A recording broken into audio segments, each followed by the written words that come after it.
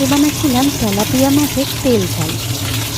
তো প্রথমে আগে তেলাপিয়া মাছগুলোকে ভালো করে ধুয়ে তার মধ্যে নুন হলুদ মাখিয়ে ভালো করে ভেজে নিতে হবে, হালকা হালকা, বেশি কড়া করলে হবে না। তারপর আরেকটু সর্ষের তেল দিয়ে তারপরে দিয়ে দিয়েছিলাম কালো জিরে ফোড়ন, তারপর টমেটো কাঁচা লঙ্কা একটা পেস্ট করে নিয়েছিলাম, সেটা পেস্টটা তারপরে দিয়ে দিয়েছি।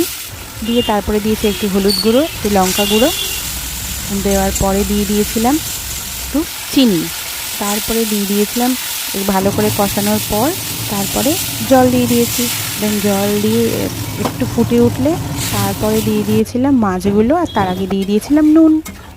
দেন ভালো করে ফোটানো হয়ে গেলে তারপর দিয়ে দিয়েছিলাম কটা চেরা কাঁচা লঙ্কা।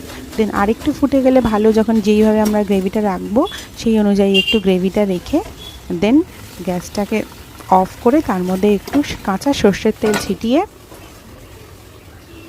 নামিয়ে নিয়েছি।